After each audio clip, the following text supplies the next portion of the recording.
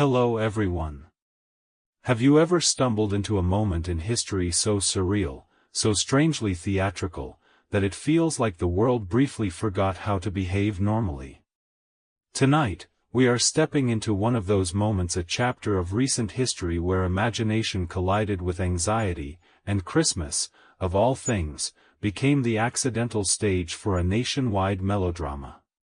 So before we settle in, grab your favorite blanket, dim the lights, and let the glow from the screen become a kind of gentle winter lantern, guiding us back through time to a decade filled with neon colors, cassette tapes, oversized sweaters, and fears that spiraled far beyond their original shape. Welcome, everyone, to a story about the holiday season that almost was not, at least in the minds of millions of Americans in the 1980s. A time when the country found itself worrying not about tangled lights or overcooked turkeys, but about something far more unusual, the belief that Christmas itself might be under quiet attack from unseen forces. It sounds dramatic, almost like a plot from a nostalgic adventure movie, yet for a short but intense period, this idea genuinely gripped families, churches, neighborhoods, television hosts, and even the people flipping through toy catalogs at the kitchen table. Tonight's journey takes us into the heart of what has come to be known as the Satanic Panic, a sweeping cultural wave of fear that surged across the United States during the 1980s. But instead of examining the entire era all at once, we will approach it the way a curious traveler approaches a snow-covered village, slowly, noticing the details, seeing how each window flickers with a slightly different light. Because during those years, even the most comforting symbols of holiday joy, the tree, the stockings, the cookies, the toys waiting to be unwrapped, found themselves tangled in an atmosphere of suspicion. And so the question becomes, how did a season meant for warmth, generosity, and wonder end up wrapped in anxiety and strange headlines? How did ordinary traditions, the same ones that made childhood feel magical, turn into subjects of televised warnings and whispered conversations in grocery store aisles? To understand that, we have to imagine what it felt like to live inside that moment. Picture a suburban neighborhood in December 1984. The nights are crisp, the air smells faintly of pine needles and cold pavement, and strings of colored lights blink along rooftops like cheerful Morse code. Inside the houses, families gather around their glowing televisions, flipping through channels filled with sitcoms, holiday movies, and unexpectedly somber news specials hinting that something unusual might be happening beneath the surface of ordinary life. One minute, families are watching cheerful holiday programming. The next, a serious-looking host leans into the camera and poses a question that instantly changes the mood in the living room. Are your children's toys sending hidden messages? It sounds dramatic now, of course. Even a little theatrical. But in the 1980s, this kind of question was not just a line in a documentary, it was something people felt they had to consider. The decade was a time when television had enormous power, where experts appeared on screen with charts, diagrams, and bold claims that made even the most ordinary objects seem mysterious. And once the idea took hold, it spread quickly. Suddenly, some parents found themselves wondering if familiar holiday icons were more complicated than they appeared. Could a snowflake design on wrapping paper be more than decoration? Was a popular cartoon secretly sending messages? Could a doll blinking its mechanical eyes be part of something bigger? These questions floated through living rooms like drifting bits of frost, settling gently but persistently on the minds of families who simply wanted to protect their kids. And that is one of the most striking parts of this entire story. Beneath all the dramatic headlines and exaggerated claims was something profoundly human: the instinct to keep loved ones safe. Fear, once sparked, grows in unexpected ways. It fills the gaps left by uncertainty, spreads through conversations, and takes on a life of its own. And in the 1980s, America was already primed for worry. The world was changing fast. Technology was shifting. Entertainment was evolving. More households had working parents, meaning more time away from home. All of these changes created a subtle background hum of unease.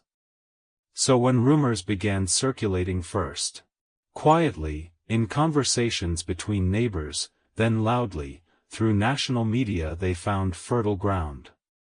Throughout the country, holiday traditions began to feel slightly altered, like familiar songs played in a different key. A child unwrapping a toy robot was not just receiving a gift. In the eyes of anxious adults, that gift suddenly carried invisible weight. A cartoon episode about magical creatures became the subject of earnest warnings. Even the simple act of writing a letter to Santa could spark debate about whether the tradition distracted from deeper spiritual meaning. Imagine being a child during that time, lying awake under the soft glow of multicolored string lights, listening to adults speak in hushed tones about symbols and meanings you did not understand. Imagine learning that some of your favorite toys, the ones you carried everywhere, were suddenly being reviewed through a filter of caution. You might not fully grasp what was happening, but you would feel the shift, the way grown-ups tensed slightly at the sight of certain boxes, the way churches handed out pamphlets advising parents to be watchful, the way some classmates shared stories they would overheard at home. Now imagine being a parent. You are doing your best in a rapidly changing world, wanting nothing more than to keep your kids safe. And each night, as you wrap presents or flip through catalogs, you hear new warnings from voices that sound authoritative, confident, and concerned. You turn on the news to unwind, and instead, you hear a segment asking whether certain songs or toys might influence young minds in ways no one expected. You go to church or a community gathering and discover that other families have the same fears. Before long, these worries begin to echo from every direction, from the television, from conversations at work, from letters to the editor in the morning newspaper. This is how Christmas, one of the most joyous, sparkling, nostalgic times of the year, found itself entangled in anxiety. What makes this moment in history so fascinating is not just the fear itself, but how wide its reach became. Holiday movies were re-examined. Decorations were questioned. Gift-giving became a cautious ritual. Even the neighborhood mall transformed into a stage where beloved figures like Santa were met with wary glances instead of pure excitement. But here's the gentle truth we are leaning toward tonight. Despite all the dramatic warnings, the ominous predictions, and the televised specials, very little of it reflected reality. The panic was not born from evidence.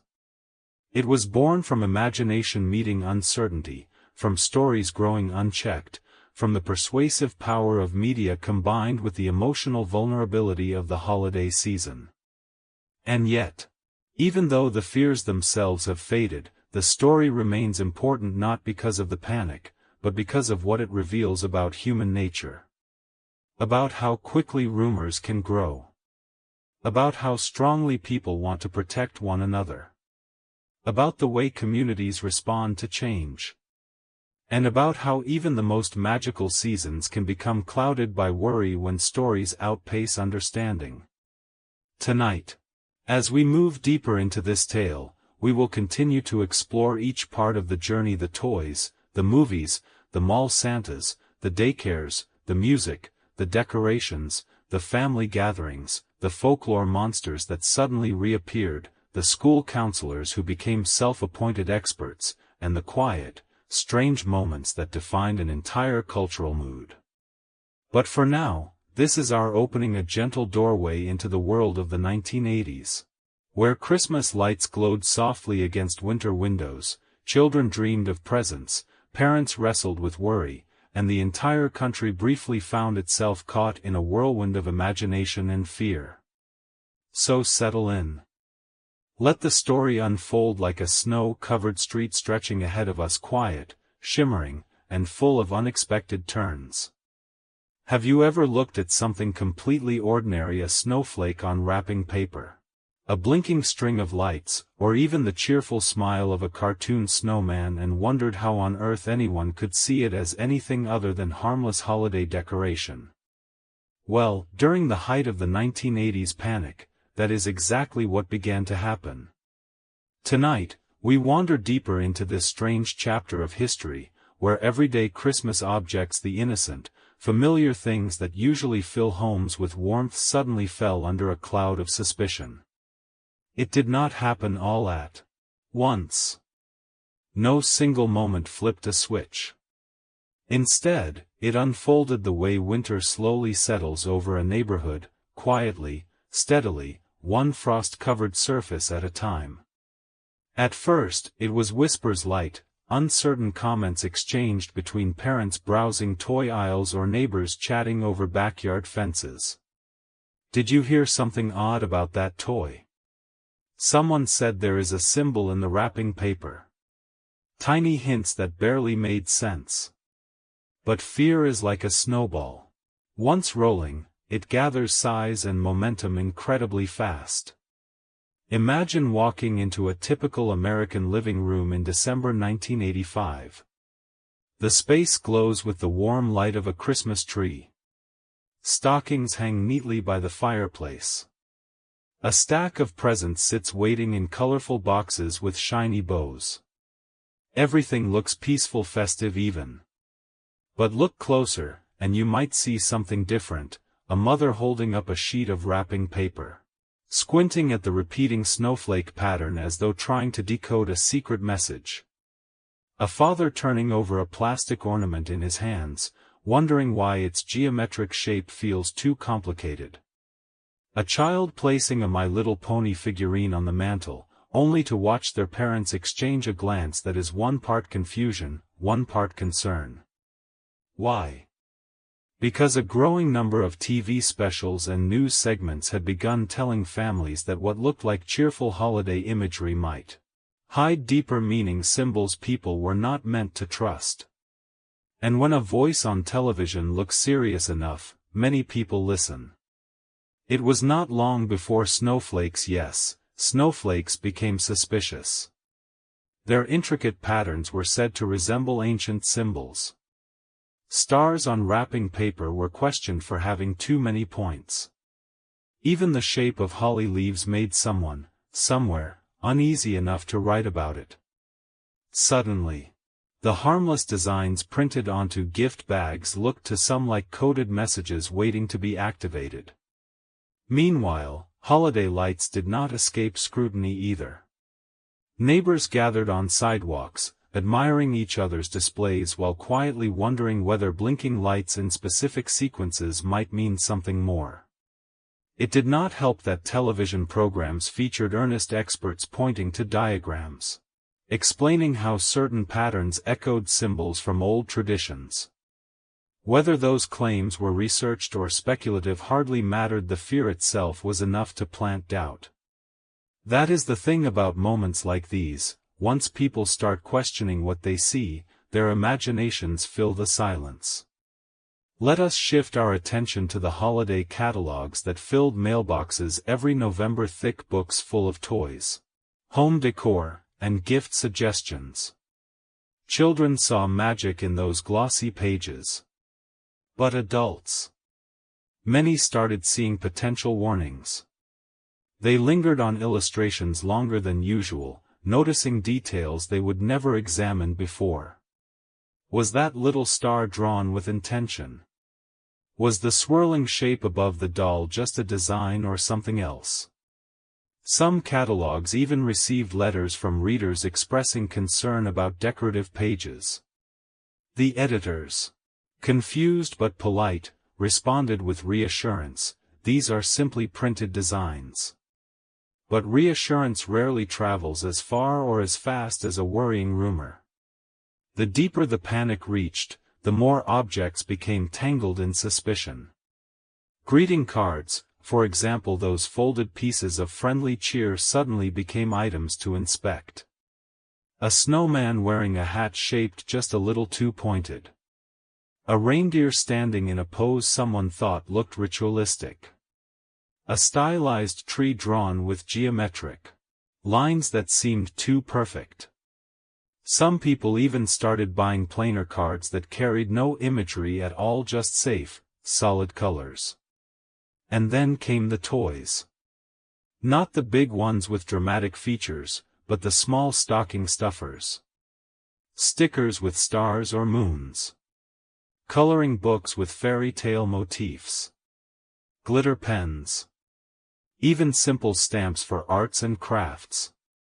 Many homes quietly removed these items, choosing instead to hand out neutral, non-imaginative gifts like plain notebooks or simple wooden shapes. Anything with bright colors or magical themes felt questionable. One of the most revealing examples of this mindset came from holiday parties at schools and community centers. Decorations that had been used for years were suddenly replaced.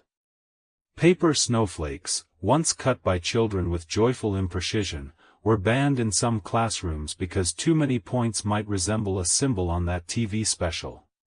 Teachers switched to circles or squares, shapes that absolutely no one could misunderstand. Seasonal activities changed too. Children used to decorate their own ornaments with paints, glitter, and stickers, but now some teachers restricted design strictly to stripes or polka dots. Stories read aloud during circle time were chosen with extra caution. Books about magical creatures or fantasy journeys were quietly set aside. Even classic winter tales began to feel risky if they included enchanted forests or talking animals. Yet despite all this, the heart of the season remained. People still hung garlands. They still baked cookies, set up trees, wrapped presents, and mailed cards. But many did so with a quiet tension, a sense of uncertainty hovering beneath the surface like an early frost. They wanted Christmas to remain magical, but they also wanted to avoid making mistakes. And that delicate balance, wanting joy but fearing danger, shaped the entire atmosphere. The irony, of course, is that the vast majority of these fears came from misunderstandings, ideas that snowballed because they blended mystery with worry. Snowflakes were just snowflakes. Stars were simply stars. Decorations were nothing more than cheerful designs meant to brighten a winter evening. But once doubt was planted, even the simplest things could feel strange. Tonight, as we reflect on this unusual moment in history, it is easy to smile gently at how far things went. It is a reminder that human imagination can be both wonderful and overwhelming. It can build worlds of creativity, and it can also turn a harmless snowflake pattern into a source of worry when the right conditions line up. But more importantly, this era shows us something deeper, that the values people truly wanted to protect, family, tradition, meaning, and safety, were the real core of the story. The fears faded. The decorations stayed. And eventually, the snowflakes went back to being what they always were, tiny symbols of winter joy drifting quietly from the sky. If the first subtle waves of worry began quietly in people's homes, then the true storm arrived when television, the most powerful storyteller of the 1980s, stepped in and magnified every whisper into something far larger. This was the decade when families gathered faithfully in front of glowing screens each night, believing that the voices coming from inside the box spoke with authority, clarity, and a kind of unquestionable certainty. And so, once the news began hinting that holiday traditions might hide mysterious meanings, the entire mood of the season changed almost overnight. Television did not simply report on the growing anxiety. It shaped it, sculpted it, and breathed life into it until the panic felt like a real presence sitting in the living room beside the Christmas tree. Picture the scene: a cozy suburban home decorated with tinsel and twinkling lights, children sprawled on the rug excitedly flipping through toy catalogs, parents sipping warm drinks. The TV is on in the background, cheerful music fading into a serious, dramatic tone as a host with solemn eyes leans into the camera and announces a segment titled Hidden Messages in Holiday Media. Suddenly, the room's temperature seems to shift. The parents straighten up. The children stop flipping pages. Everyone feels that tightening sensation, curiosity mixed with unease as the segment begins its deep dive into symbols found in cartoons, toy packaging, and holiday specials. Charts appear. Diagrams. Enlarged images of wrapping paper patterns. The host's voice lowers to a cautious whisper, "Are these designs as innocent as they seem?" And just like that, a nation already primed for anxiety receives confirmation from the one place it trusts most, the nightly news. What followed was a parade of talk shows, investigative specials, and urgent reports that treated every claim, no matter how thin, as though it were a clue in a grand mystery. Daytime talk shows invited self-proclaimed experts who sat beneath dramatic studio lighting, pointing to shapes circled in red ink and explaining how a snowflake on a cartoon background resembled symbols found in ancient manuscripts. Evening specials featured interviews with worried parents who described how their children suddenly acted different, only to discover a toy or show they believed might be the cause. Whether coincidence or imagination, these stories were presented with the same seriousness normally reserved for major national events. Even morning shows added fuel to the fire. A cheerful host would begin the hour with festive music and a glowing Christmas tree in the background, only to transition into a segment about protecting your family from unseen influences, accompanied by graphics that made harmless toys look ominous. Viewers were not given time to question the claims. The visuals told them everything they were supposed to feel. As more shows joined in, the tone grew increasingly theatrical.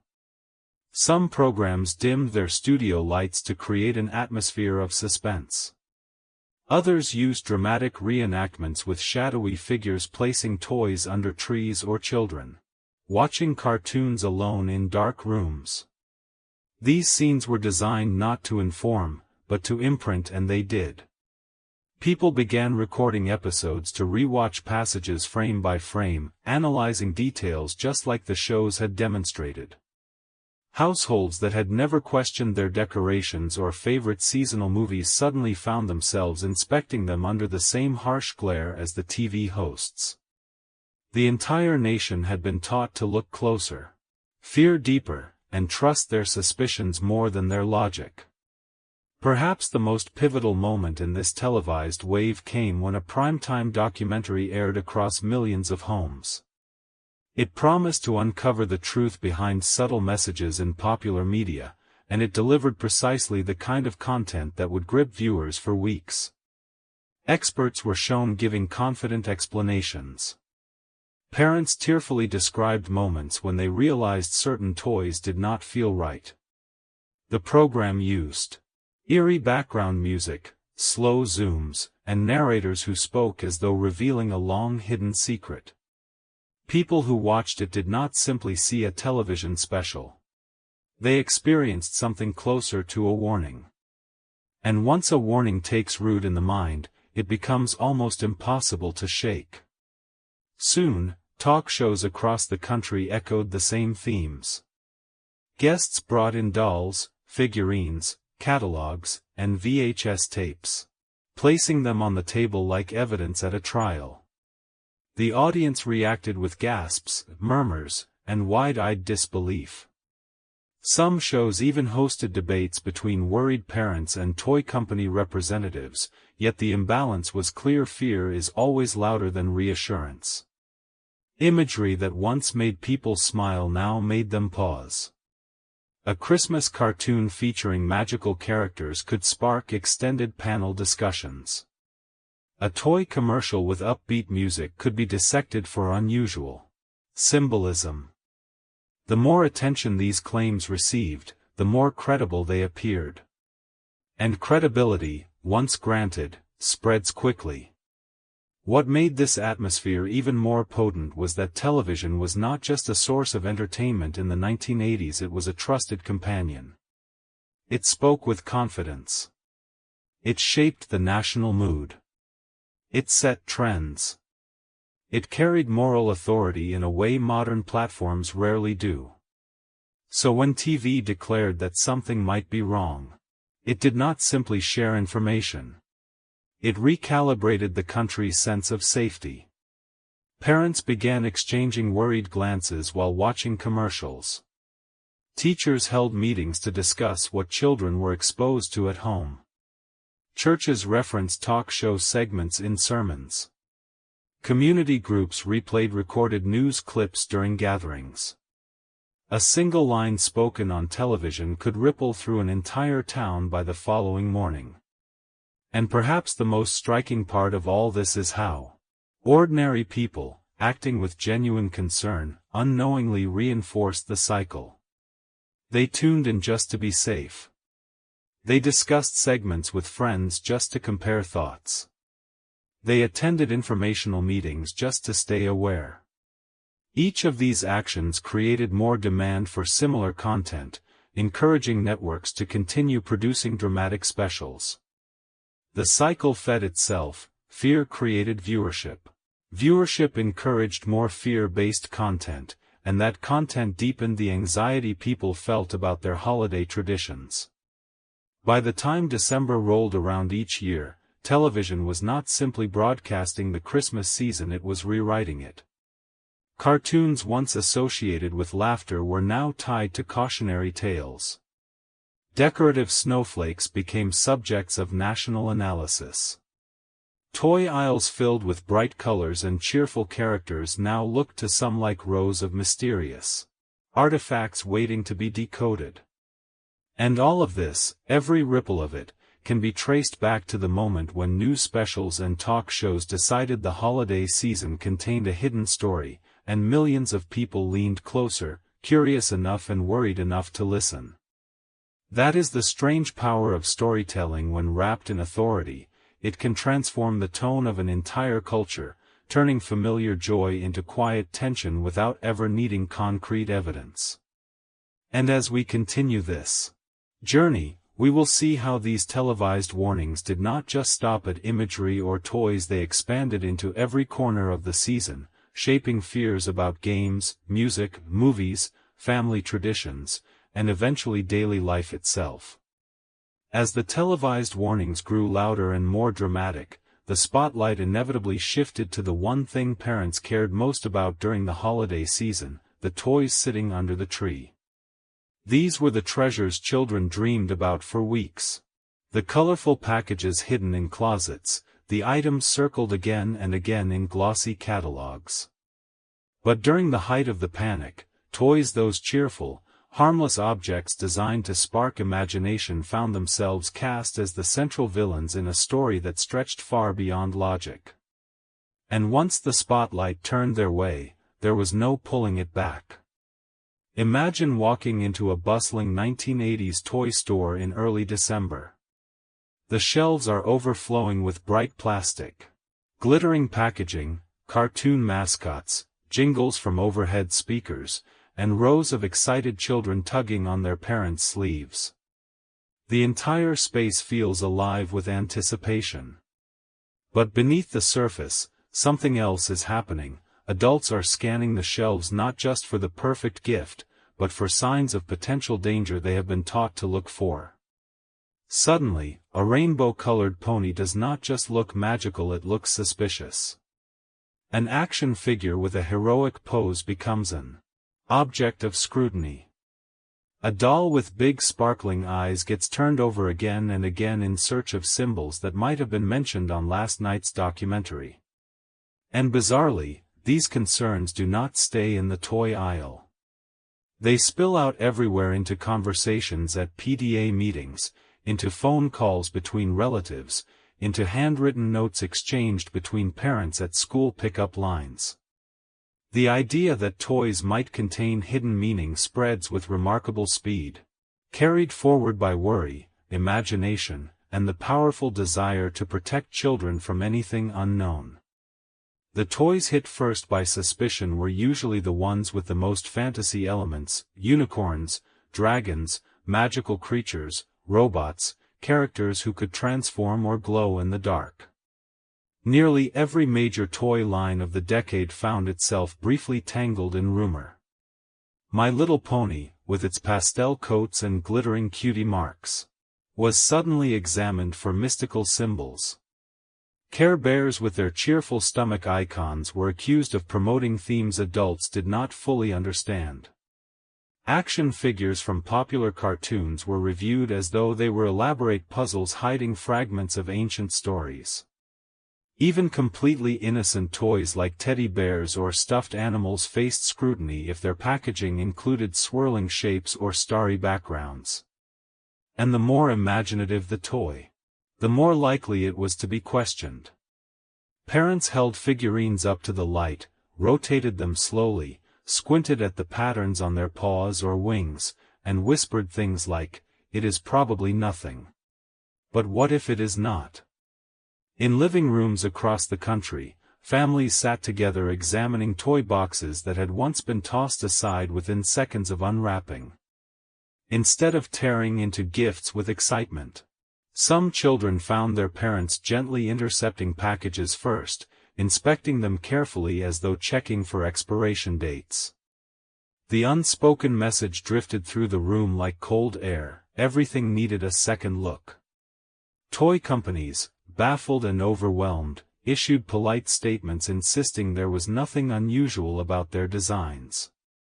But reassurance rarely travels as far as fear. Once a rumor gains momentum, it needs no proof to feel real.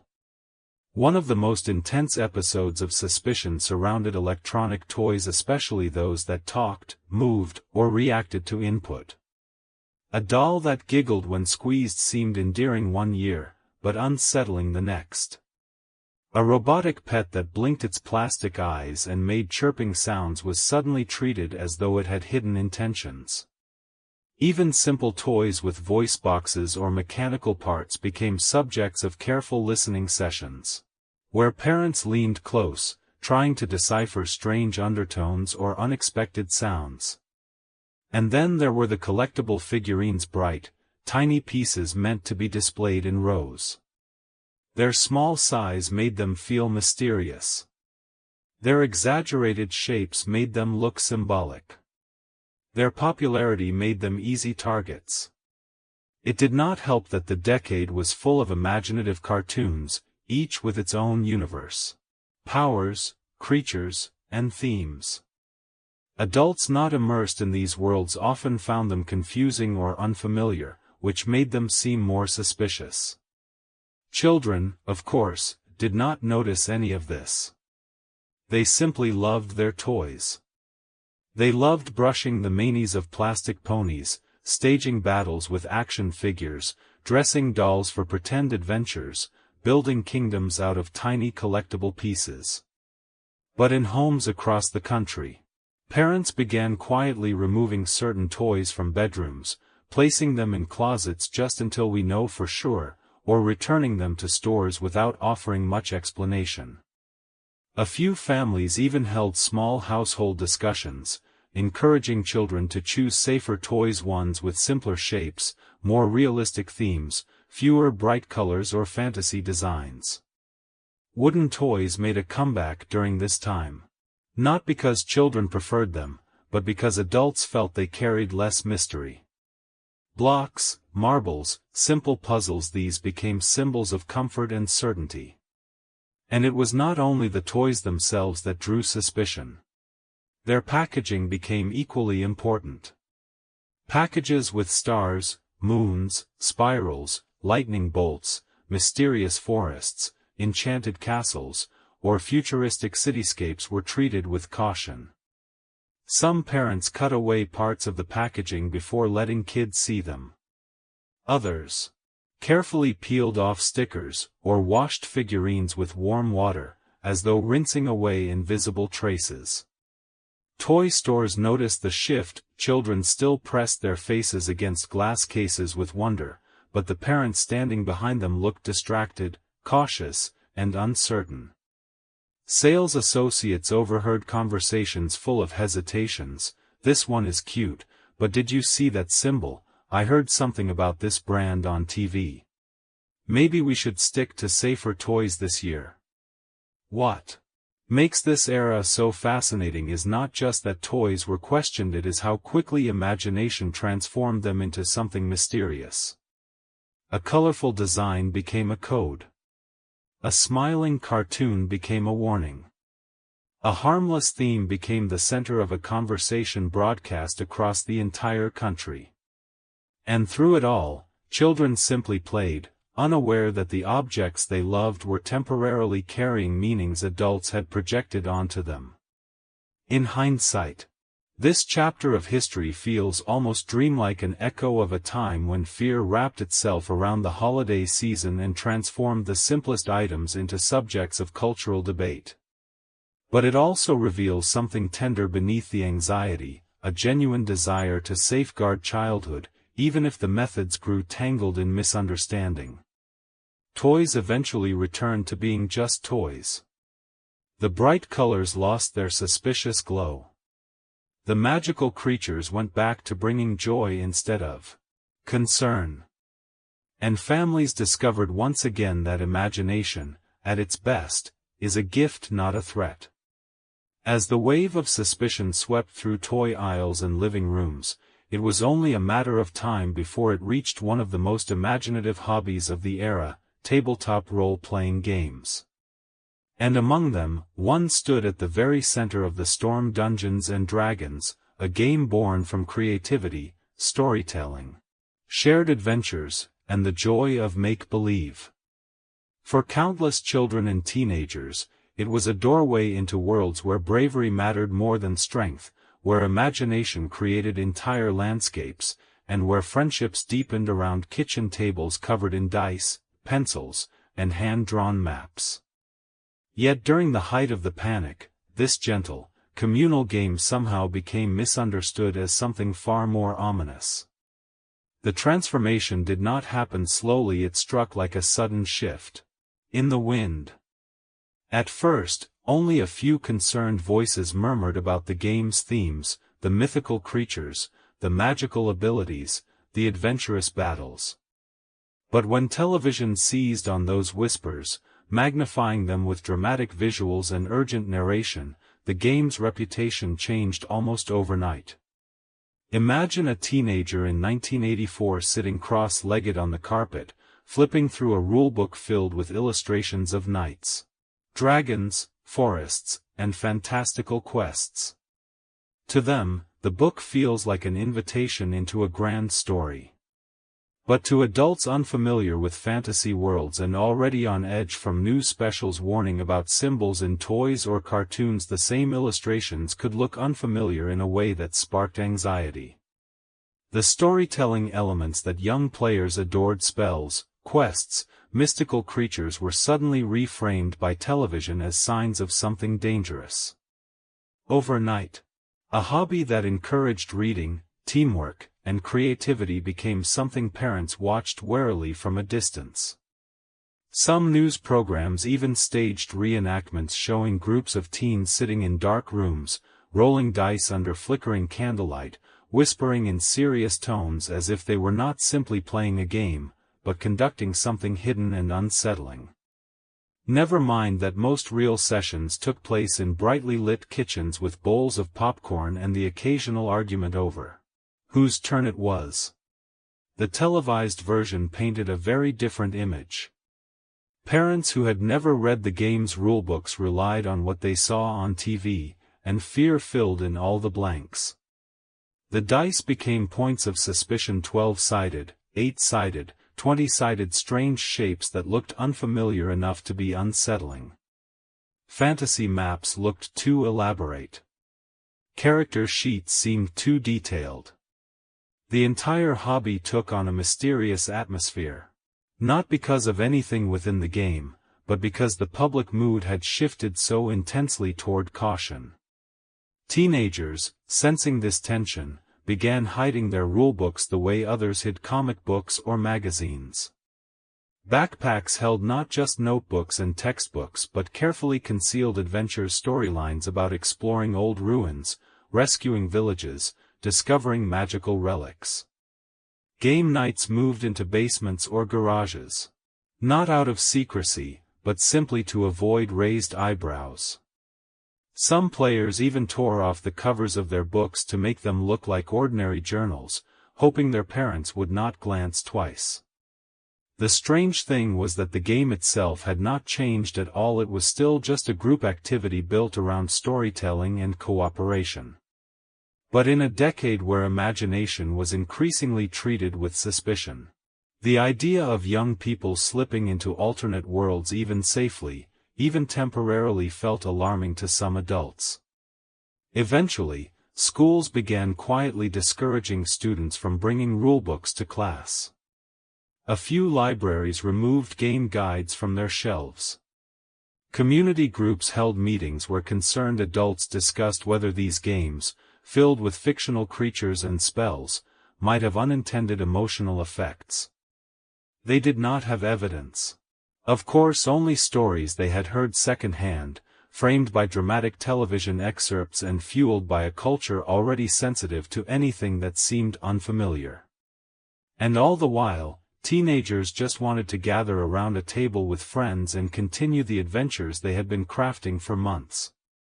One of the most telling signs of the era was the way children and teens reacted to the tension.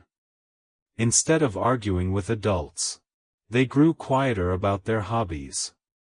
They met in smaller groups. They played with the blinds drawn. They whispered excitedly about quests and characters only after checking whether anyone was listening. For them, imagination was not dangerous, it was a refuge. It was a stage where they could be heroic, brave, clever, or simply part of something larger than themselves. And yet, the anxiety that surrounded the game spread far enough that even children who had never played it heard about it. Through rumors. On school playgrounds, stories circulated about what someone's cousin had seen in a rulebook, or what a neighbor's friend claimed happened during a game.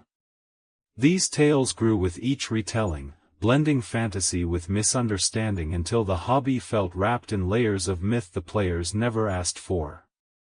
Meanwhile, toy stores and bookstores quietly rearranged their shelves. Some placed role-playing games on higher racks where children could not easily reach. Others moved them behind counters, accessible only upon request. A hobby once displayed proudly alongside puzzle sets and adventure novels was now stored like something that required supervision. And yet, through all of this, the heart of the game remained untouched. Young players continued meeting in small groups.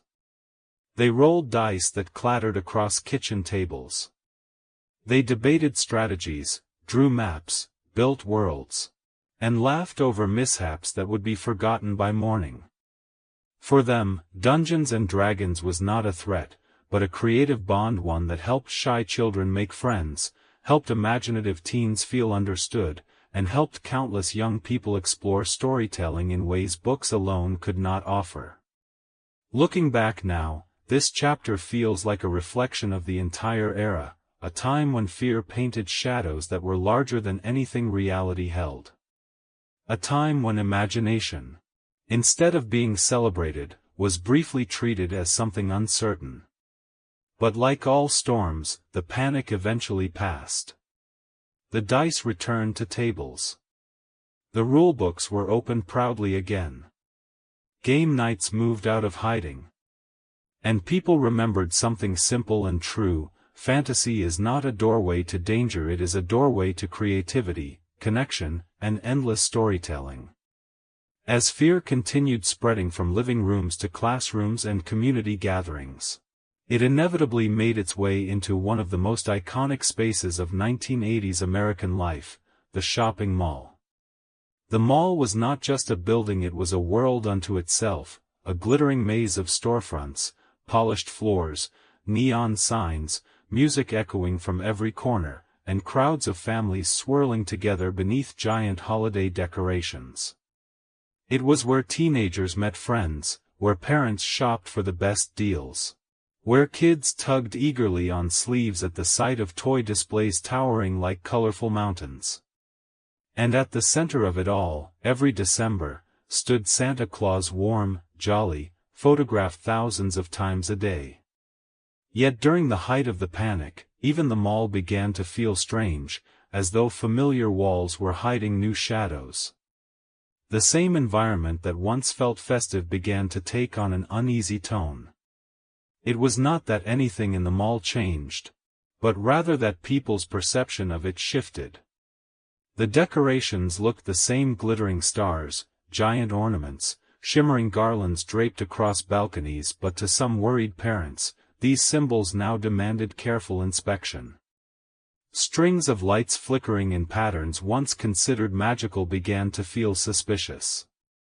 Some shoppers paused and counted the number of points on decorative stars, wondering if a specific shape meant something they had heard about in a televised report. Even the fountains in the center of many malls, once tossed with coins for good luck, became locations where parents whispered while children leaned over the railings, unaware of the tension just behind them. And then there was Santa. The figure loved by generations of children suddenly found himself reinterpreted through the lens of fear. It was not that people distrusted the individuals playing Santa. Rather, television had planted a deeper idea, that familiar cultural icons could be misused without people realizing it. So as December wore on, some parents hesitated before letting their children climb onto Santa's lap. They stood a little farther back in line. They observed more closely. They analyzed Santa's outfit, the decoration surrounding him, even the arrangement of props in the background. These were tiny gestures, barely noticeable, but they revealed how deeply the national mood had shifted. In some malls, employees noticed the change and began adjusting displays to appear simpler, removing certain ornaments or rearranging decorative pieces to avoid anything that might trigger concern. Toy stores inside malls felt the tension as well. Employees overheard worried conversations, watched parents pick up toys only to put them back down after a moment of hesitation, and saw shoppers inspecting packaging far more intently than usual. A doll or action figure could be placed in a parent's cart only to be quietly removed minutes later when something about the artwork suddenly felt questionable. And then, of course, there were the holiday performances: choirs singing carols, costumed characters walking through hallways, children dancing in festive outfits. These events had always been highlights of the season, filling the mall with music and laughter. But during the panic, even these innocent performances were sometimes viewed through a cautious lens. If props included stars or fantasy shapes, some parents exchanged nervous glances. If a costume sparkled too brightly, someone might wonder if the design carried hidden meaning. Nothing objectively changed, only the atmosphere did. Perhaps the most telling sign of the era appeared in the way people walked through the mall itself. Before the panic, holiday crowds glided along in a cheerful rhythm, strollers rolling, bags swinging, children chattering. But during those tense years, many shoppers moved with a kind of quiet vigilance. They lingered longer at displays, not to admire them, but to analyze them. They flipped over toys. They inspected posters. They traced patterns with their eyes. And because malls were gathering spaces, the worry fed on itself. One uneasy parent could influence the mood of a nearby family with a single comment. Rumors flourished in these echoing corridors. I heard someone say that toy store removed a whole shipment because. Or another parent mentioned seeing a symbol on. Rumors, as they often do, grew without proof, carried along by echoes bouncing beneath skylights and food court seating. Meanwhile, children continued experiencing the mall the way children always do, with wonder. They pressed their noses against glass cases. They pointed excitedly at new toys. They stared up at the massive tree in the center atrium. They tugged their parents toward Santa's elaborate winter set. They did not feel the tension pooling beneath the holiday glitter. They only felt the magic. And that difference between what children felt and what adults feared created one of the most surreal layers of the era. Families might walk together shoulder to shoulder, yet emotionally they inhabited different worlds. Children saw possibility, fantasy, and joy. Adults saw potential warning signs. And somewhere between the two perspectives, the mall transformed from a sanctuary of holiday cheer into a stage where the cultural anxiety of the decade played out in real time. Toy store employees recounted stories of parents asking whether certain dolls or figurines had been screened. Mall Santas said some families stepped out of line after second thoughts.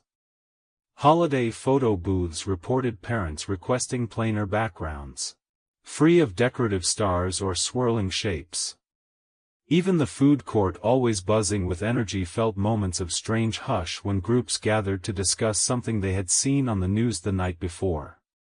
But despite all the anxiety, a gentle truth hid beneath it: people were simply trying to protect their children in a world that suddenly felt unpredictable.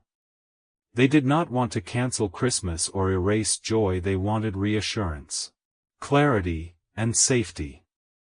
They were navigating a season filled with mixed messages, trying to balance their desire for celebration with their instinct for caution. And like all storms, this one eventually passed. Malls returned to their usual liveliness.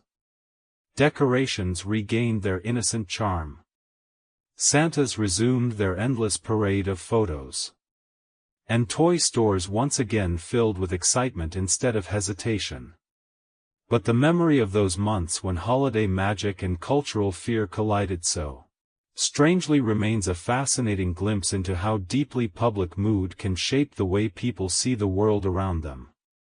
As fear seeped into malls and living rooms, it soon found its way into one of the most sensitive corners of American life during the 1980s, the daycare center. These were places parents trusted with their children during long workdays, spaces filled with bright posters, tiny chairs, blocks scattered across colorful rugs, and the gentle chaos of kids learning to share. Yet during the height of the panic, these cheerful, noisy rooms, places defined by innocence, became the center of some of the most unsettling anxieties of the decade. What began as scattered whispers quickly grew into a national conversation, fueled by sensational television specials and community meetings that blurred rumor with fear. Suddenly, parents who had felt perfectly comfortable dropping their children off in the morning found themselves studying everything more closely: the drawings taped to the wall, the books on the shelves, the shape of toys in the corner, even the expressions on teachers' faces.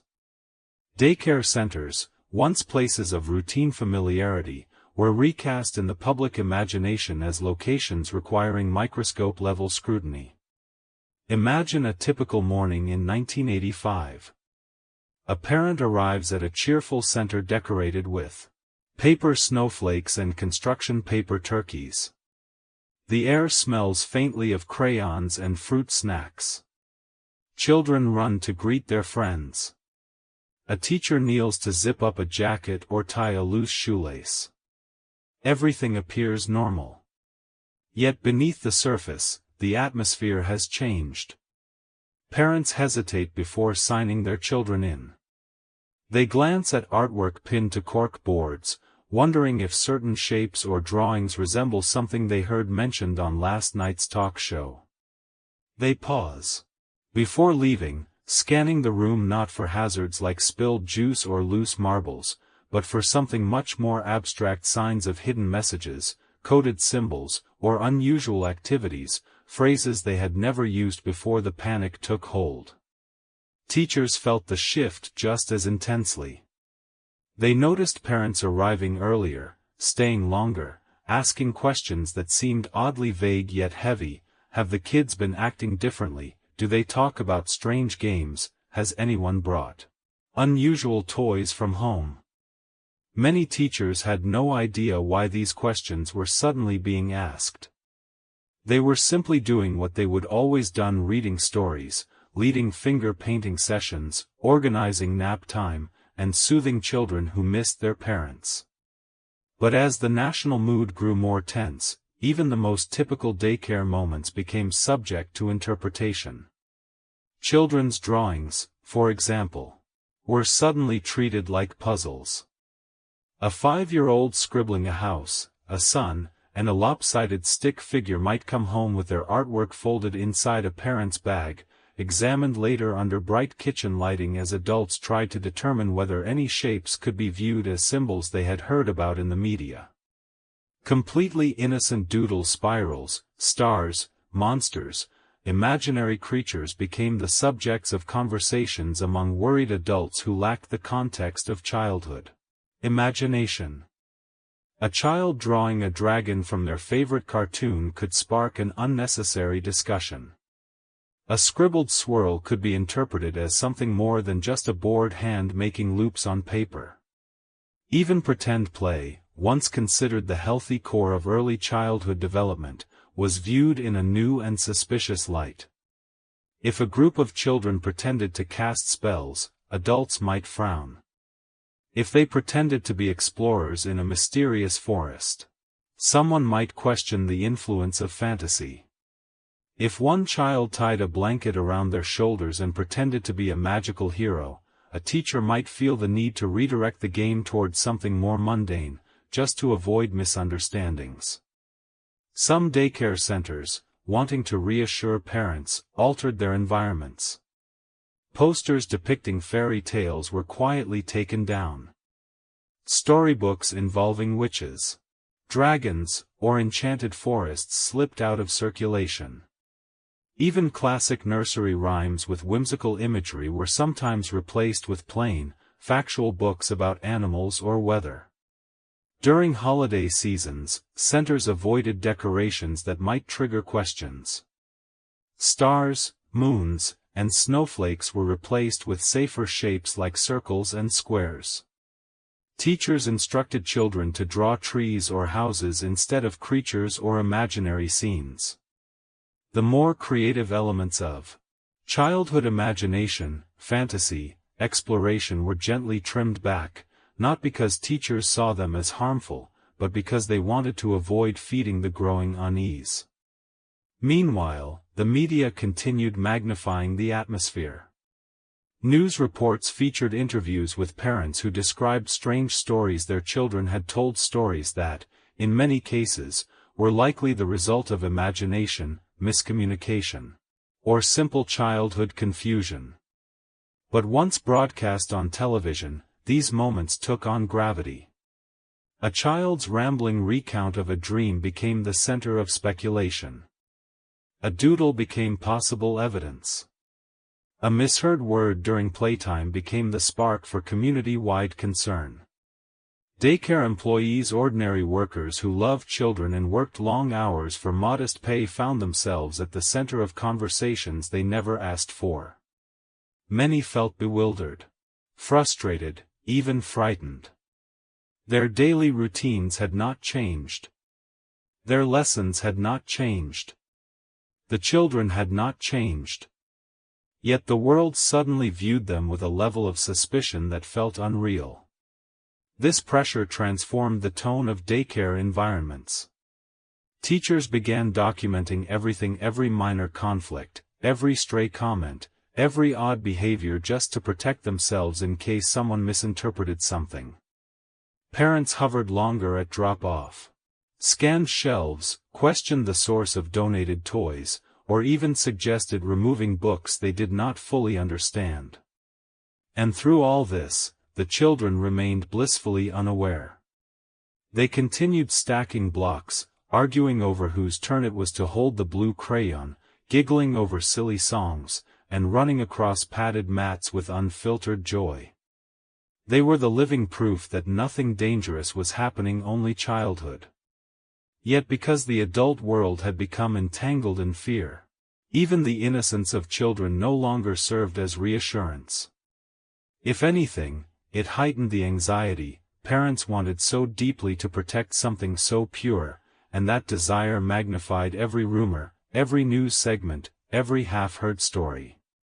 By the late 1980s, some daycare centers saw enrollment drop as parents withdrew their children until things felt safer. Others held special meetings, invited community leaders, or printed newsletters explaining their activities in exhaustive detail, desperate to restore trust. And eventually, the storm faded. New stories replaced old fears. Communities relaxed.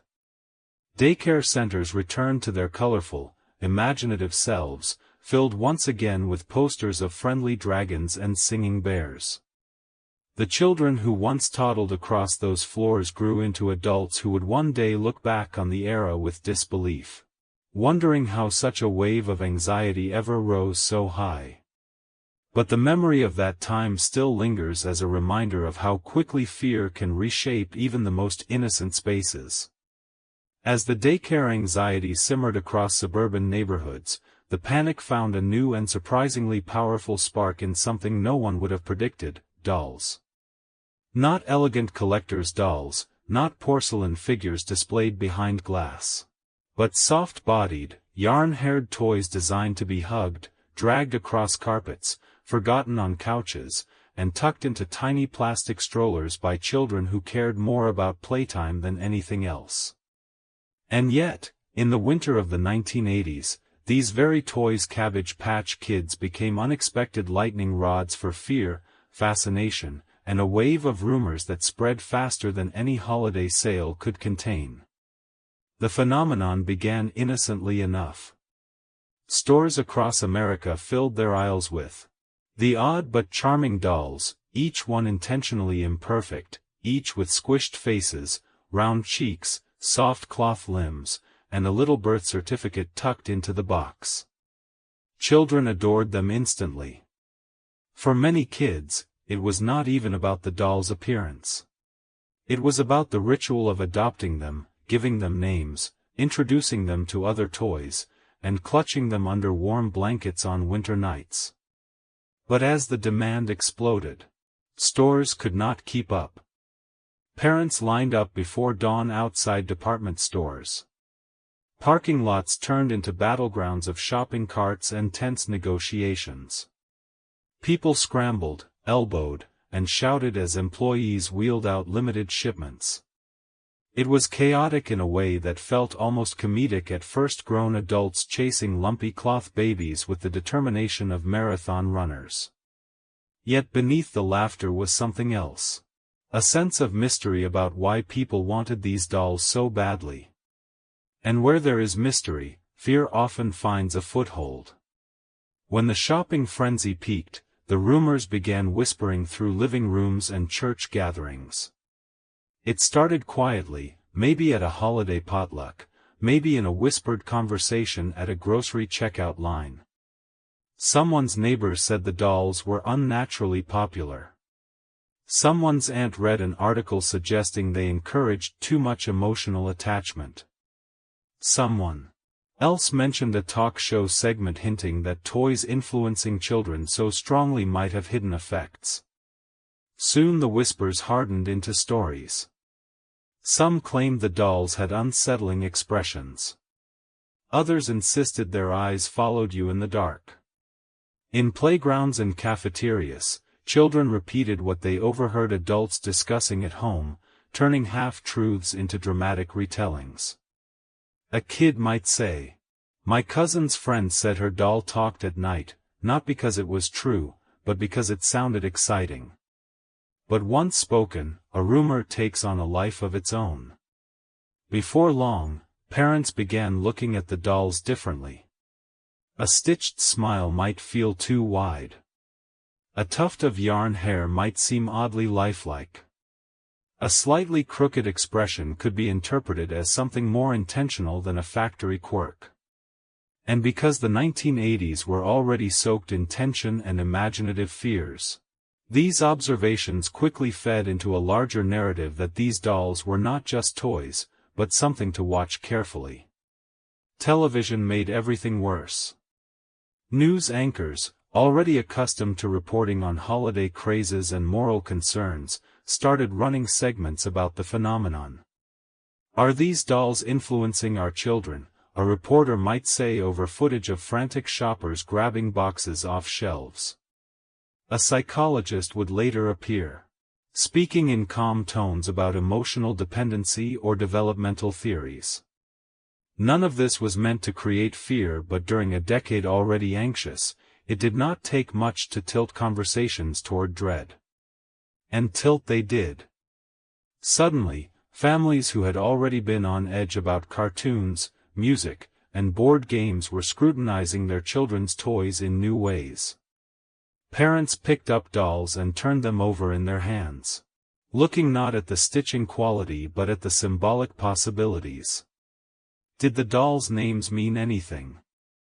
Did the adoption papers carry hidden symbolism? Why did children seem so attached?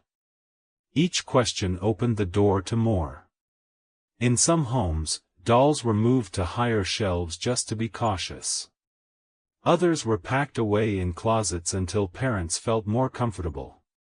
A few families threw them away entirely, unwilling to take chances. Meanwhile, children were caught between innocence and adult worry. To a child, a Cabbage Patch Kid was a companion, a friend, a character in their imaginary stories. Losing that companion because of adult fear confused and saddened them. Some kids whispered about their dolls at school, afraid their parents might take them away if they seemed too attached. Others bragged or whispered rumors, not understanding that their dramatic stories added to the whirlwind of anxiety adults were already fighting. The panic escalated in communities where church groups or local leaders felt responsible for protecting families. Flyers appeared at some gatherings, listing concerning signs to watch for in toys. Guest speakers held informational meetings encouraging parents to be vigilant. Those meetings were not malicious, they were driven by genuine concern, but they amplified the sense that something hidden was happening. Then, like a spark dropped in dry grass, a single televised interview could send national alarm soaring. Someone, perhaps a pastor, perhaps an expert, perhaps simply a deeply worried parent, would appear on a show and confidently declare that the dolls carried symbolic risks or spiritual confusion. They might hold up a doll on camera and point to certain features. They might mention ancient anecdotes or psychological theories out of context. And even if the information was misinterpreted or oversimplified, the impact was undeniable. Televisions broadcast those clips into millions of living rooms. Parents watching at night after a long day felt a spike of concern. The thought of unknowingly bringing something harmful into their homes frightened them more than they wanted to admit. And fear, once planted, grows fast. One moment that perfectly captures the strangeness of the era was the way families became hyper-aware of small coincidences. A doll making a soft noise because its fabric shifted was suddenly alarming. A child waking from a dream and talking about their doll was viewed with suspicion. Even static electricity making a doll's yarn hair stand up was, in some homes, enough to prompt a whispered conversation. Adults were not trying to overreact, they were trying to protect their children in a decade when everything felt uncertain and every new story hinted at hidden dangers. The fear surrounding Cabbage Patch Kids was not really about the dolls. It was about the cultural moment, the crowded malls, the heart-pounding shopping frenzies, the news stories about unfamiliar risks, the sense that childhood seemed increasingly influenced by things parents did not fully understand.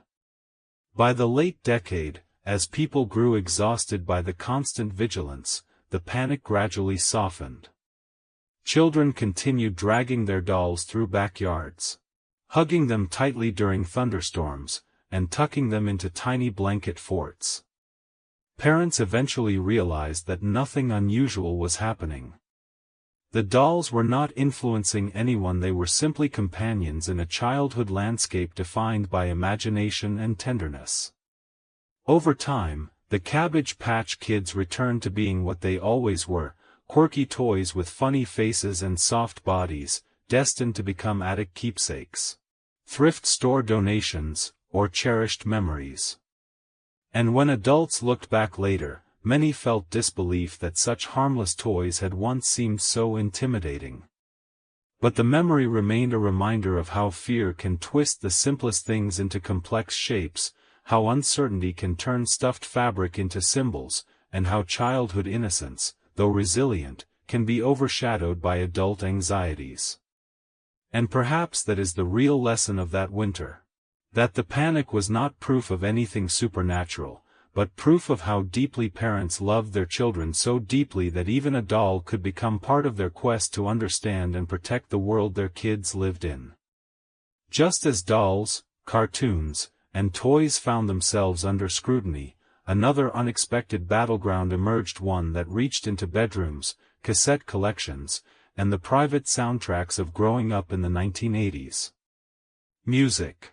Something meant to be a comforting escape, suddenly became one of the most heavily monitored elements of youth culture. It did not start with a dramatic headline but with a subtle shift. Parents who once smiled at the sight of their kids humming along to their favorite radio tunes began hesitating. They lingered in doorways a little longer, listening, not for melodies, but for messages' hidden meanings. Backward phrases, anything unusual that matched the warnings now circulating through talk shows, church groups, and late-night documentaries. In living rooms across America, televisions flickered with serious debates about what kids were really listening to.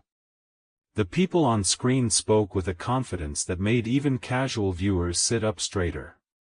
They pointed at lyrics with red markers, played songs backward, and interpreted album art with an intensity normally reserved for solving mysteries. A single phrase reversed, a symbol drawn on a record sleeve, these became the kindling for a national conversation.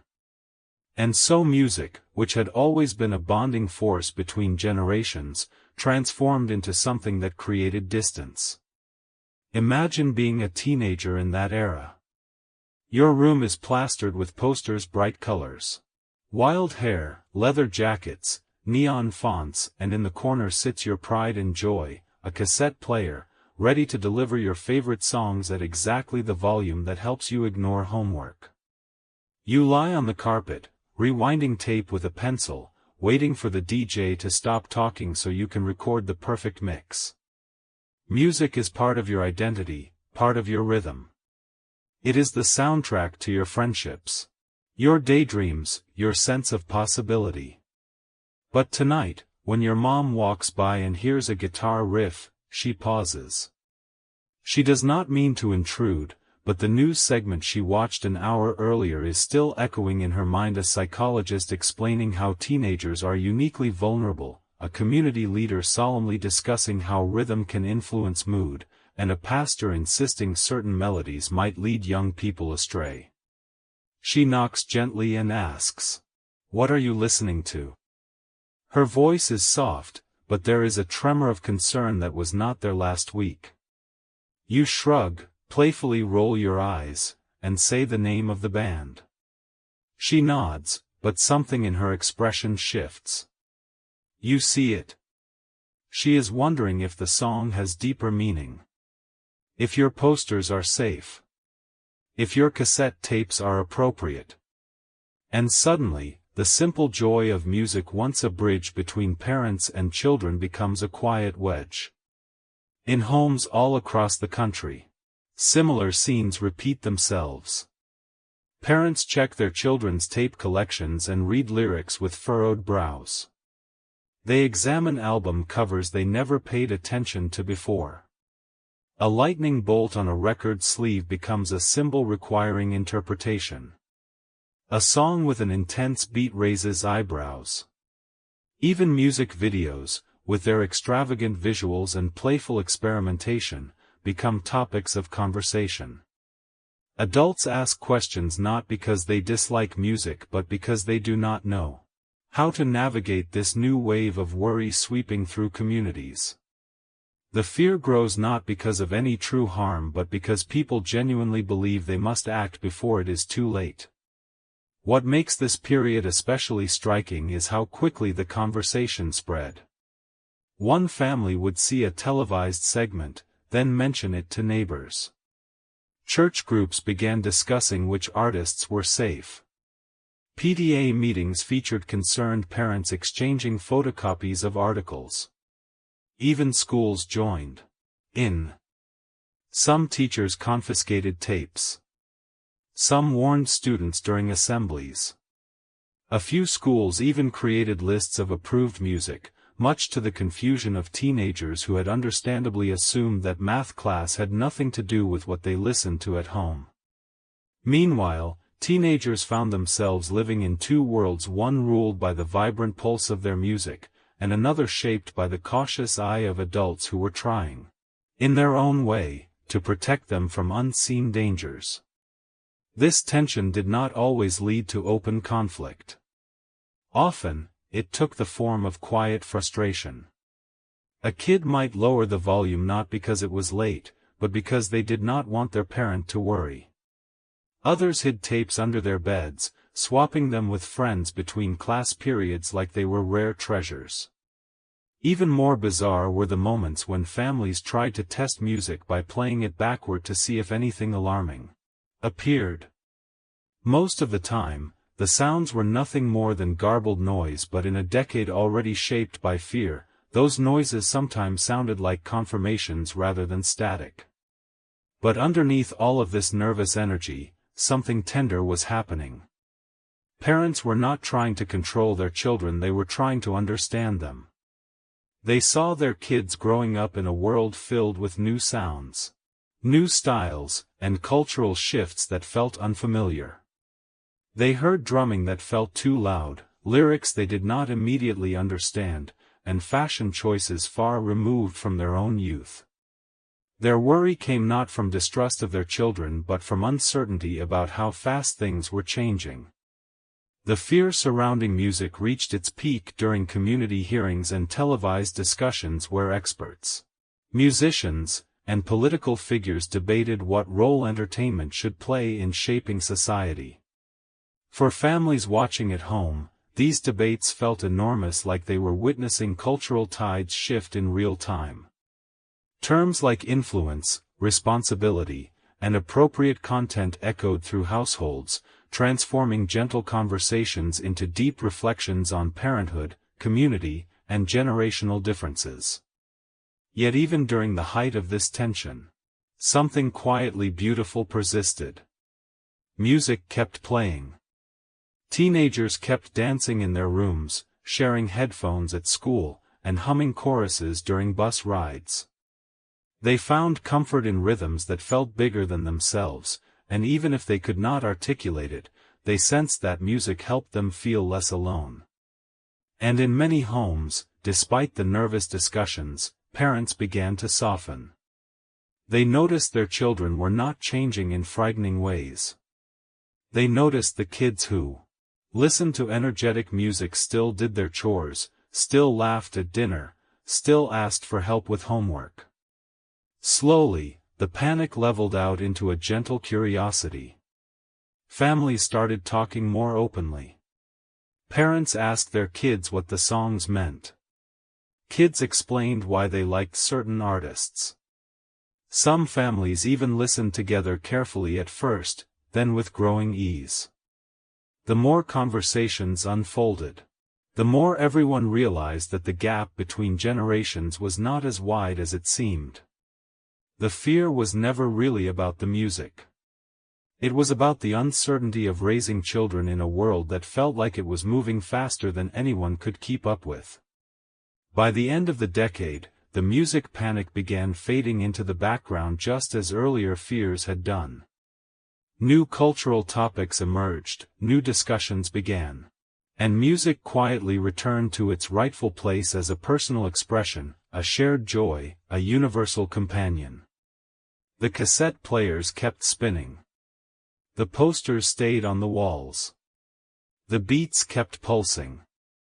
And households across America found their way back to balance, discovering that no melody, no rhythm, no song, no matter how loud, was strong enough to overshadow the steady, unshakable bond between parents and children. As the panic worked its way through toys, music, and even the walls of daycare centers, it inevitably seeped into one of the most beloved traditions of childhood: cartoons and children's shows. For kids growing up in the 1980s, these colorful worlds were more than entertainment. They were morning rituals, after-school companions, and dreamscapes that shaped imagination. But in a decade already brimming with unease, even these bright, harmless animations became subjects of scrutiny. What had once been a comforting routine: children waking up early on Saturdays to eat cereal and watch their favorite shows, quietly transformed into something adults hovered over with new watchfulness. It began like all the other shifts, subtly, almost imperceptibly. A talk show host raised questions about imagery in children's programming. A news segment replayed clips from a cartoon at half speed, pointing out shapes in the background, characters' gestures, or design motifs no one had thought twice about before. And once these moments aired, parents everywhere began noticing things they had never paid attention to. Suddenly, a swirly portal behind a superhero, a magical cloud in a fantasy land, or a glittery transformation sequence in a girl-centered cartoon seemed like something worth examining rather than simply enjoying. Imagine a living room in 1986. A child sits cross-legged on the floor, eyes wide with excitement, watching their favorite show: bright colors, cheerful voices, lively music. They shout the characters' names, laugh at the jokes, and lean forward as the story begins to unfold. But behind them, on the couch, their mother watches with a quiet intensity. She is not reacting to the story, she is reacting to what she saw on last night's news special. The anchor had spoken about hidden meanings in animation, and now she can't help but observe everything through that lens. When a character casts a spell, she shifts slightly. When a star-shaped sparkle appears behind the heroine, she blinks. When the theme song includes a high-pitched melody, she listens a little closer, wondering if there is something embedded that she is supposed to hear. Meanwhile, the child feels none of this tension. To them, the show is pure magic, an escape, a moment of joy, a colorful world where heroes win and adventures unfold. They do not notice their mother leaning forward, tilting her head, or occasionally frowning with concern. They simply enjoy what they have always enjoyed. Back then, cartoons were wildly inventive. Worlds of talking animals, enchanted forests, cosmic battles, and futuristic cities lit up screens everywhere. But these very elements, creatures that glowed, symbols on magical doors, mysterious castles, protagonists with shimmering powers, became points of discussion among adults. Cartoons that used fantasy or supernatural themes, even in the gentlest, most child-friendly ways, were suddenly held under magnifying glasses. Some adults believed the imagery was too mystical. Others thought certain sequences were too intense or symbolic. Even simple sound effects, twinkles, echoes, whooshes, were discussed as though they might carry deeper meaning. And it was not just the shows themselves. Children's movies came under scrutiny too. Animated films that had enchanted audiences for years were now viewed with different eyes. Parents questioned why certain characters behaved the way they did, why a storyline included a magical element, why a background painting included a crescent moon or a glowing gemstone. Video rental stores, once bustling with kids excited to pick out tapes, began hearing parents ask about content warnings. Store employees, unsure how to respond, sometimes repeated the rumors they heard from other customers simply because they did not want to seem uninformed. Teachers noticed the shift as well. They saw parents donating only safe movies to school libraries, plain stories without fantasy, adventure, or imaginative imagery. Films that once filled classrooms with giggles were quietly removed because adults did not want to risk controversy. This loss of color and creativity puzzled children who could not understand why their favorite stories were missing. Perhaps the most surreal moments came when families gathered to watch holiday specials. Those heartwarming animated films aired every December. Families who had watched the same specials together for years now found themselves scanning scenes for unusual shapes or odd symbolism. A star in the corner of the screen, once overlooked as part of the scenery, now prompted thoughtful silence. A magical transformation sequence raised eyebrows. Even the cheerful background music was discussed with caution, as though melodies could conceal hidden meanings. All of this tension created a strange atmosphere in households across the country. Children blissfully immersed themselves in their cartoons while adults sat in the same room feeling an entirely different set of emotions. It was as though two parallel worlds existed side by side, one vibrant and innocent, the other shadowed by suspicion. Cartoon creators and animators, many of whom had poured creativity into their work without a single thought of controversy, were bewildered by the sudden criticism. They received letters asking why certain shapes appeared in their backgrounds, why characters used magic, why colors were arranged in particular patterns. They responded with patience and sincerity, explaining that animations were designed to entertain, inspire, and excite, not to carry hidden meanings. But reassurance struggled to compete with televised speculation. As the panic expanded, some networks adjusted their programming. They moved fantasy-heavy shows to later hours. They emphasized educational content in their marketing. New shows were created with intentionally simple visuals to avoid triggering concerns. Yet, despite these efforts, the anxiety continued to ripple through homes, influencing what children were allowed to watch. The effect on kids was subtle but real. Some found themselves confused when their favorite shows were suddenly banned in their homes.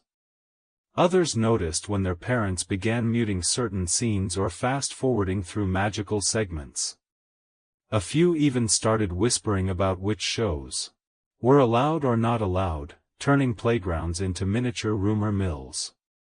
Kids used phrases they barely understood, repeating things they overheard, contributing unintentionally to the growing cloud of uncertainty. And yet, through all this, cartoons continued to do what they had always done: spark imagination.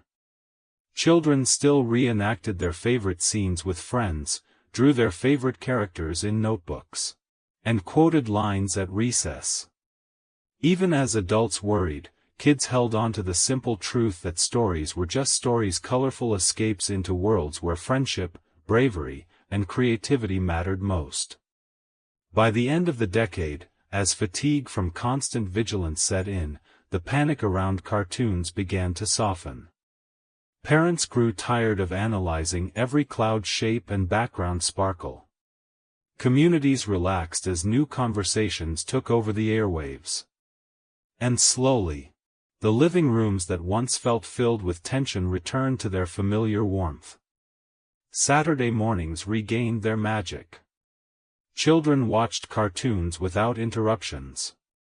Parents sipped coffee, smiling again at the sound of laughter from the rug. Looking back, the era revealed something profound: fear has the power to shift the meaning of even the most joyful, harmless things, but imagination always finds its way back. Cartoons, with their bright colors and playful characters, proved resilient. Their worlds remained intact, untouched by the anxieties of adults. And in time, families remembered what children had known all along: stories are meant to delight, not disturb. To inspire, not alarm. To brighten mornings, not shadow them. As cartoons, toys, music, and even daycare centers fell under the widening shadow of cultural anxiety, the final frontier of the panic slowly emerged, not in stores or schools or television screens, but in the everyday rhythms of neighborhoods themselves. Communities, once defined by potlucks, playdates, and friendly driveway conversations, gradually shifted into something more cautious, more watchful, and more saturated with whispered speculation. It did not happen dramatically. No single announcement declared that families should reevaluate their traditions. Instead, it unfolded the way winter frost creeps across a windowpane, quietly, steadily, forming patterns before anyone fully notices what has changed. At first, the shifts were small. A neighbor who usually decorated their lawn with elaborate holiday lights opted for simpler ornaments that year. Parents who once welcomed children into their homes for after-school playdates began quietly asking more questions. What shows do they watch at your house? Do they have certain toys? What music do they listen to? None of it was intrusive, not at first, but the subtle tension behind these questions hinted at deeper worries. A sense of collective uncertainty began settling over entire blocks, as though communities were leaning forward, listening for something they could not quite name. Holiday parties reflected this change more visibly than anything else. These gatherings, once cheerful events filled with homemade cookies, paper crafts, and children caroling in mismatched sweaters, started to feel more monitored. A plate of cookies decorated with star-shaped sprinkles might prompt a gentle frown. A craft table offering glitter in swirling colors could spark murmured comments. A holiday storybook, once shared joyfully among a crowd of children, might be quietly set aside because a parent noticed an illustration that resembled something they heard about on the news the night before. And while no one confronted anyone directly, the conversation spiraled in small, careful circles. A parent might pull another aside, voice lowered. Did you hear about that cartoon they were talking about, the one with the symbols? A neighbor might respond with equal caution, I have been paying more attention since then. You never know. These quiet exchanges built upon one another. Before long, it was not just toys or shows being discussed, it was everything. Decorations, songs, children's artwork, even the shapes used in school Christmas pageants became topics for evaluation. In some neighborhoods, community newsletters began including gentle reminders about mindful holiday choices. These were not demands, just subtle nudges urging families to be cautious, to avoid misunderstandings, to keep things simple and traditional. And so households quietly curated their celebrations with a new sort of care. Histories that had once belonged to individual families now became communal concerns. If one parent in the neighborhood expressed hesitation about a specific ornament or cartoon special, others listened closely, uncertain of how to respond. Doubt flowed easily during that decade, filling gaps left by uncertainty. Schools sensed the shift and adjusted their events accordingly. Plays were rewritten to remove fantastical elements. Holiday programs focused on plain themes: winter, weather, kindness, snowmen rather than magical journeys or animated heroes. Teachers instructed children to create decorations using geometric shapes instead of stars or swirling patterns. Classrooms that once glowed with glittering cutouts now looked intentionally subdued, muted, and safe. Neighborhood children were not oblivious to these changes. They sensed when adults were nervous. They noticed when beloved songs disappeared from school performances. When their drawing sparked long glances from teachers, when parents hesitated before approving a movie for a sleepover. They might not have understood the reasons, but they felt the shift, an unspoken rule that everything needed a little more caution than before. Even community rituals, like tree lighting ceremonies or seasonal parades, absorbed the atmosphere of the times. Town organizers selected decorations with meticulous care, avoiding anything remotely whimsical. Announcers at parades used softer language, warm but careful. Even Santa's float looked different, simpler, less extravagant, free of swirling backdrop scenery. Families attending these events bundled in coats and scarves felt the change without anyone having to say a word. The joy was still there, but it was quieter, more reserved, like a song played 2 notches softer than usual. Yet, inside individual homes, the dynamic became even more complex. Parents second-guessed purchases, scanning packaging before agreeing to buy something. Children making holiday wish lists sometimes heard phrases like, "Maybe choose something simpler," or "Let us stay away from certain themes this year."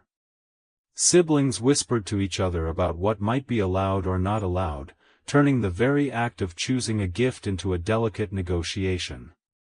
Even long-standing traditions could shift under the pressure.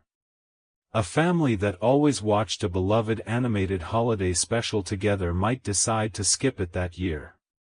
Parents who once encouraged children to express creativity through imaginative drawings now suggested they stick to snowmen, trees, or houses, things that would not raise questions. A child excitedly presenting a handmade ornament might hear a hesitant pause before receiving praise. These moments were not born out of criticism but out of fear of the unknown. Fear of unintentionally embracing something mysterious, fear of not doing enough to keep children safe. And beneath all of this lay a deeper truth: communities were not acting out of anger or suspicion toward each other. They were acting out of love, out of protectiveness, out of a desire to maintain stability in a time when the world felt filled with questions no one quite understood. The fear was not directed at neighbors, it lived alongside them, influencing choices in ways no one had expected. Still, misunderstandings rippled outward. A child invited to a birthday party might be asked by their parents, "Will there be certain shows there?" Sleepovers required more planning. Game nights were adjusted to exclude anything imaginative. Even everyday object stickers, birthday wrapping paper, T-shirts with cartoon characters were examined in ways that would have seemed unthinkable a few years earlier. But despite the tension, something quietly beautiful persisted beneath it all. Community bonds did not break, they evolved. Neighbors talked more. Parents shared concerns instead of hiding them. People leaned on each other, not away from each other. The entire country, in its own way, entered a period of collective reflection about what it meant to raise children, about which traditions mattered, and about how to navigate the complicated overlap between culture, imagination, and safety. And like every chapter in this long, strange story, the anxiety eventually softened. It did not vanish overnight, but it loosened gradually, like ice melting at the edge of a lake. Families began relaxing their rules.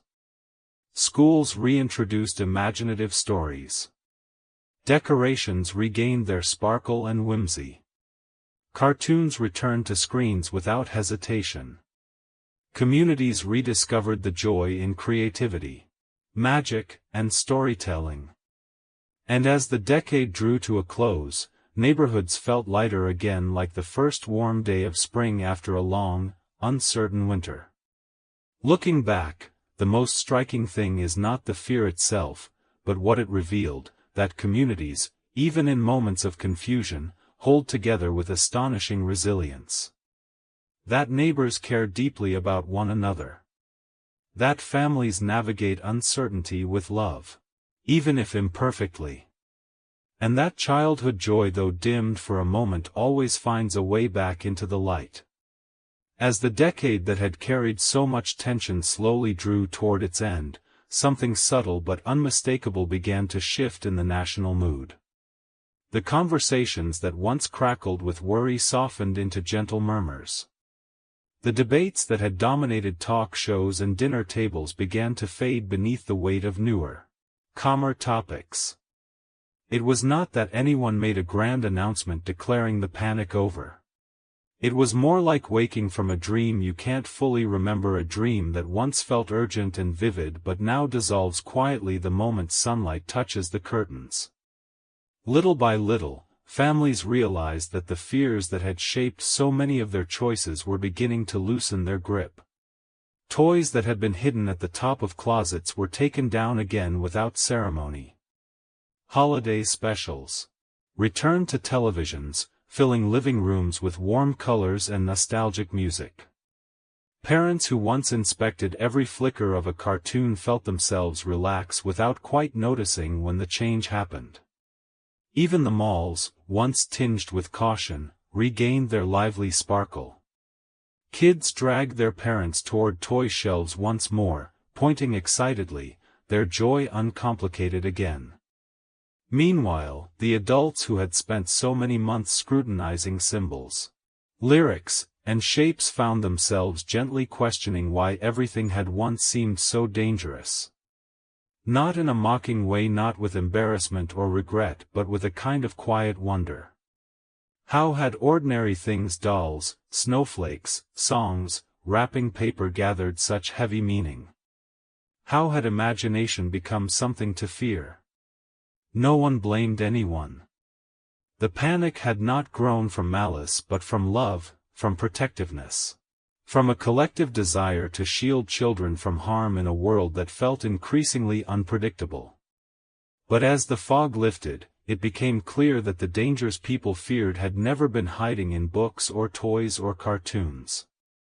They had been hiding in uncertainty itself, in the gaps left between rumor and understanding. And when communities finally exhaled, they did so with tenderness. Parents looked at their children healthy, bright, full of creativity, and realized the kids had continued flourishing despite everything. Teachers slowly reintroduced imaginative stories into their classrooms, watching with relief as students lit up with enthusiasm.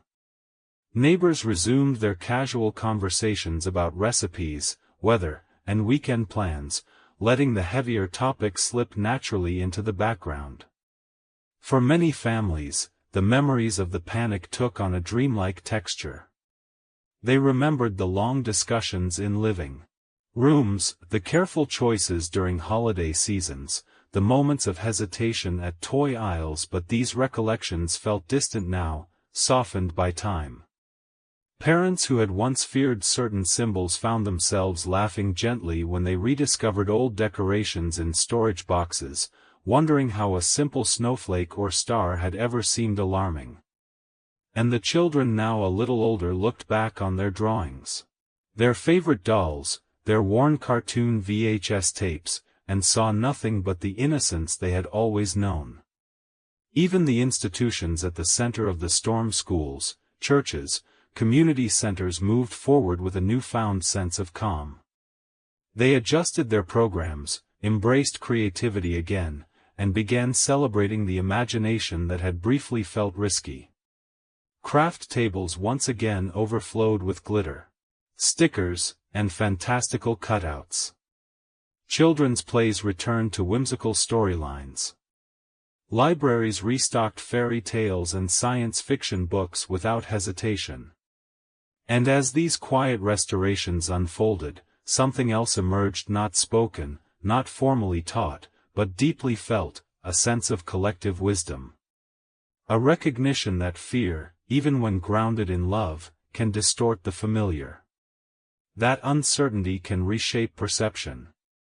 That imagination is not something fragile but something resilient. Something that bends with pressure but never breaks. Communities learned, gently and slowly, that protecting children does not mean shrinking their world. It means understanding it, participating in it, walking alongside them instead of standing guard at the borders of every new influence. And this realization brought with it a renewed appreciation for wonder, for stories, for play, for creativity. Parents found themselves watching cartoons again. Not to analyze them but to laugh with their kids. Families rediscovered joy in simple traditions, letting decorations shimmer freely once more. Holiday seasons blossomed again with warmth, color, and comfort. The panic, once so large, shrank into a collection of faint memories, half-faded impressions like old photographs left too long in the sun. People remembered the tension, yes, but also the tenderness beneath it. They remembered how deeply communities cared about their children. They remembered how even fear could not erase the basic goodness that bound neighborhoods together.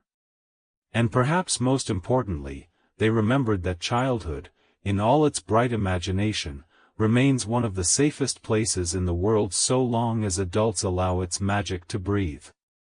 By the time the decade closed, the storm had passed entirely. The toys remained toys. The snowflakes remained snowflakes. The songs remained songs. And the children once shadowed by cautious glances walked freely again into worlds of their own creation, unburdened by the anxieties that had briefly hovered around them. The story of the panic became a quiet reminder tucked into the larger history of the time, a reminder that fear can grow quickly, but it can also fade. That imagination endures.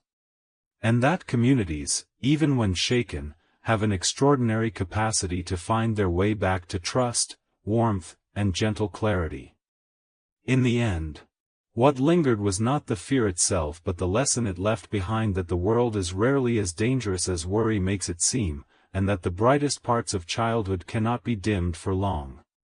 And so, as we step back from this long and winding journey through a decade shaped by uncertainty, hope, imagination, and misunderstanding, one truth rises gently above the rest: the things that frightened people most were never the toys, the shows, the music, or the decorations themselves, but the shadows cast by fear during a moment in history when the world felt like it was shifting too quickly to fully understand. What remains today are not the anxieties, but the lessons, quiet, enduring reminders that creativity is resilient, that children are far stronger and brighter than we sometimes assume, and that communities, even when shaken, always find their way back to warmth and clarity. The 1980s gave us many strange memories, some humorous, some bewildering, all of them deeply human. Yet behind every moment of confusion was a simple desire shared across neighborhoods and households everywhere: the wish to protect the next generation, even when the methods became tangled in worry. And maybe that is why this chapter of history still feels so tender. It teaches us that safeguarding childhood does not mean shrinking its color or its magic, but learning to trust imagination again, to let stories be stories, songs be songs, and wonder remain exactly what it has always been: a gift. Thank you for walking through this journey with me, slowly, gently, one memory at a time. Until next time, take care, stay curious, and I will see you in the next story.